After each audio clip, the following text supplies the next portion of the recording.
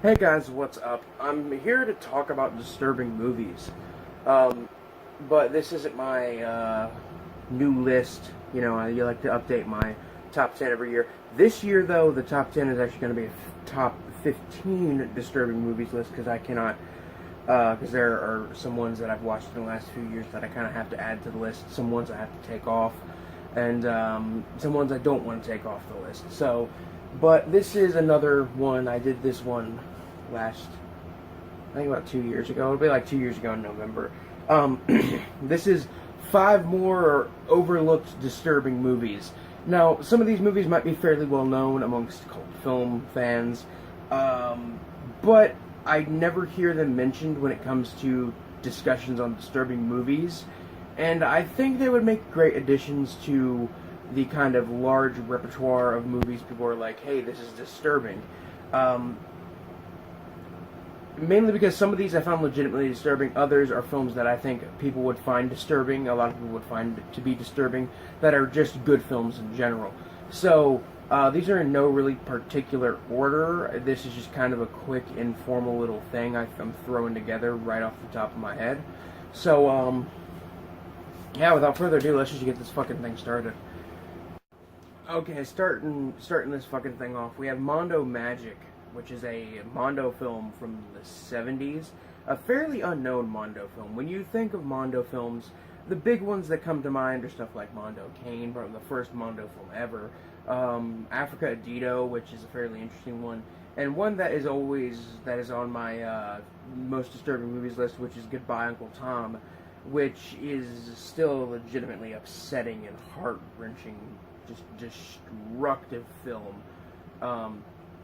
You know, like it honestly just fucks with me so much. This one's Mondo Magic, and it is a fairly underseen one. It has a DVD release from Massacre Video, and I picked it up and I watched it.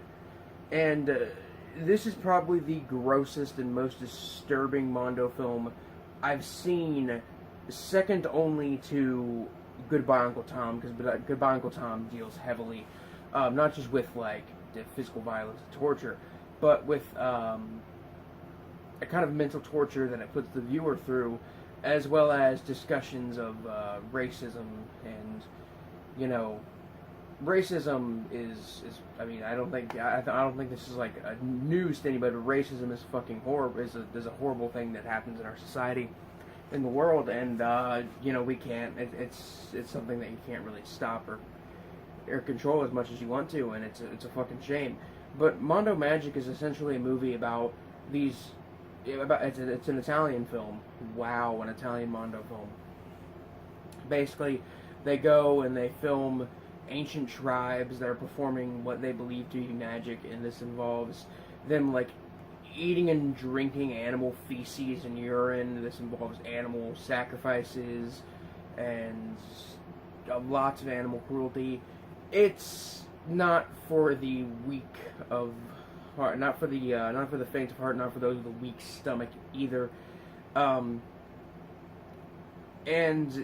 yeah, I watched this once, and I don't think I'll ever fucking watch it again, because Jesus, that was like legitimately fucking disgusting to watch. I don't know what else to fucking say about it. Other than it's just a legitimately fucking disgusting movie. Next is the Chilean kind of horror revenge film that is apparently based on a true story. This film came out in like 2013 or 2012, I believe, and it's a micro budget horror film, and it's apparently been, since it's been remade by the director. The director remade it himself in the U.S. with an American cast. And I've heard that the American remake is a little better quality-wise. I'm gonna have to see that for myself, but I'm talking about Hidden in the Woods. Hidden in the Woods is a fairly like lesser-known Chilean extreme horror film, essentially about these two sisters who are kind of living in a cabin in the woods with their father, and their father repeatedly rapes them, and they give birth to a deformed child, which then kind of grows up, and they eventually escape from their father and kind of try and hide in the woods, and they find an empty cabin, and eventually some guys that are, I'm pretty sure, drug dealers. It's been about a year since I've last watched Hidden in the Woods. Some people that happen to some people that happen to that the father happens to be in debt to find the girls, and bad shit progressively happens, and it just gets worse and worse from there. There's rape. This movie comes complete with rape, torture, incest, and a decent amount of violence considering the very small budget. The Chilean director, who's been making movies for the longest time, he's made a decent amount of movies, and they're all fairly micro-budget. This is the only movie I've seen from him. But I think it shows a bit of talent. I think it does. It's not for everybody. I mean, just by the plot I just fucking gave and the description I gave, it's not a movie for everybody. But it is very much a kind of a throwback to stuff like I Spit on Your Grave, which I Spit on Your Grave and Last House on the Left are like the fucking granddaddy of disturbing exploitation films. I mean, those ones will always be found on like every single Entertainment Weekly, BuzzFeed, mainstream news outlet article about disturbing movies. You will always find those, but you'll never find this one. This one, I will say, isn't as disturbing as like the original I Spit on Your Grave or Last House on the Left, but it does a good job to homage to them and emulate their very rough, gritty style, and that's something I really, really dig, is the style of those films. It makes you feel dirty and unclean, and you feel like you need a fucking shower after. But yeah, another one I would recommend for disturbing movies is Hidden in the Woods. This next one is a fairly well-known one amongst the realm of Nazi-exploitation films. I'm not talking about Auschwitz of the SS, because that one is often lumped in with disturbing movies, and I do love all of the Elsa movies, except for The Wicked Warden. That one's fairly boring, even though that's technically not an Elsa film. But I'm talking about The Gestapo's Last Orgy, one of the only Nazi-exploitation films to be a fairly serious movie and try to be exploitive and as fucked up as possible, but also try to have a plot and have decent acting. This film, just like every film on this I'm going to talk about in this video, is not for everybody. It's a fairly disturbing movie. I rewatched it the other day, and I was legitimately shocked because I had not watched it since I first saw it in my senior year of high school. And this movie's a video nasty. It's fairly well known amongst cult film fans and exploitation film fans, but I never ever hear this mentioned when it comes to disturbing movies, and I really don't know why. I mean, this movie has it all. It has rape, it has violence, incest, shit-eating, fucking eating dead babies. This movie has it all when it comes to fucked up shit. It is I would argue, the Nazi-exploitation equivalent of Salo, although I would say it's not as bad as Salo is. Salo is still a fairly fucked up movie, and that's one I never put on my lists, but that might change. I'm still thinking about it. I might have to rewatch Salo, and I have not watched it since I first watched it. Like I think it was either my sophomore or junior year of high school, which that was like 5 years ago. So I might have to rewatch Salo to get a refresher on it. But yeah, it's basically the Nazi-exploitation equivalent of Salo, 120 Days of Sodom, often considered to be one of the most disturbing movies ever made. And I genuinely like the film. I genuinely like Gestapo's Last Orgy. It's absolutely fucked up and everything, but I genuinely like the movie. I don't enjoy the movie. It's a movie that is impossible to enjoy unless you are an absolute sick fuck. But I do think it tells an interesting story, and it at least tries to be something other than any of its counterparts from the 70s. Other than Night Porter, I still have not seen Night Porter. I hear that one is fairly like interesting, artsy Naziploitation film. But yeah, that's Gestapo's Last Orgy. This next one is one I have heard literally nothing about. I heard nothing about it. I saw it was on Hulu. It sounded fairly interesting. I expected it to be a bad movie. And in some ways, it is a little too over the top. It is kind of bad at parts. But it's still, I personally think, a great, or at least really good movie. And it's legitimately fucking disturbing. I'm talking about the found footage film Undocumented. What I like about the film Undocumented is it starts out as just a regular movie, and then once the documentary crew actually starts making their documentary, it becomes a found footage movie and stays that way. And that's something you don't see too often in movies. The only other movie I can think of off the top of my head that does that is The Life and Death of a Porno Gang, which is a movie I've put on my most disturbing movies list multiple times. I love The Life and Death of a Porno Gang. Very good movie. But Undocumented is essentially a movie about these kids in college, and they want to do a documentary about illegal immigration, people leaving their country, their home country, in order to find a better life in the U.S. Out of pure desperation. And upon, documenting this and documenting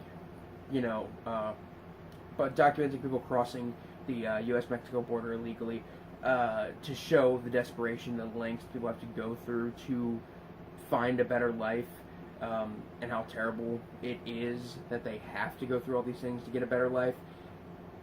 They are captured by a group of radicals who all wear, ski masks. They're hiding their identities, and they're captured by them, and this group of radicals kidnaps and tortures anybody who is in the country illegally.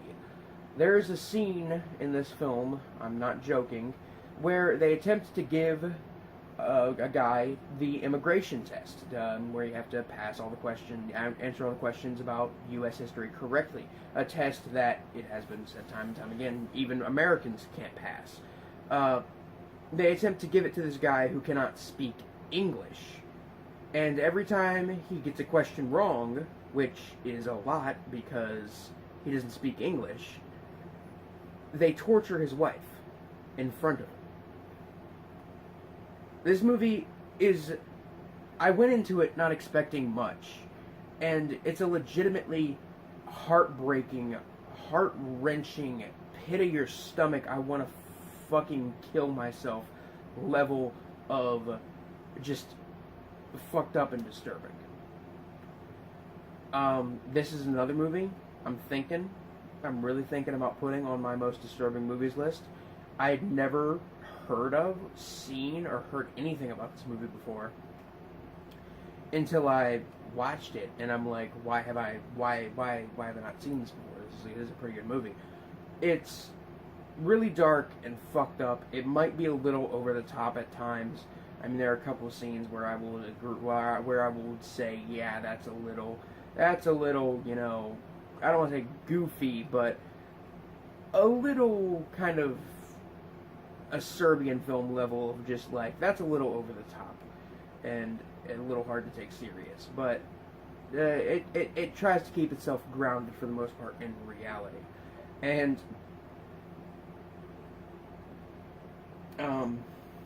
it's just fucked. Absolutely just fucked. But yeah, Undocumented. From 2010, I believe. I believe it's from 2010. Found footage film. Really good one. Fucked up as hell, but really good. On to the final movie. The final movie is a fairly famous movie, again, in the realms of cult films and lesser-known kind of films, and films that are impossible to get your hands on. This is like one of the most famous amongst films that have been that are lost, or or the people that own the rights to refuse to release the film at all. I'm talking about Ken Russell's The Devils. I like Ken Russell as a filmmaker. I really enjoyed uh, Altered States. Altered States was really good. And I enjoyed Tommy when I saw it when I was really young. I'm going to have to rewatch that one because I've not seen it since I was probably about 10 years old. But I always remember really enjoying Tommy.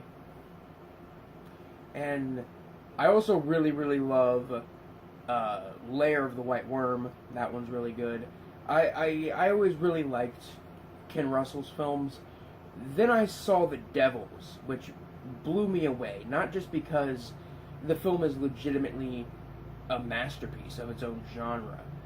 And not just because it mixes genres so well, not just because it's so well made or such a heart-wrenching film, but because The Devils is a film that Warner Brothers, who own the rights to it, they have a copy of the film, an uncut copy.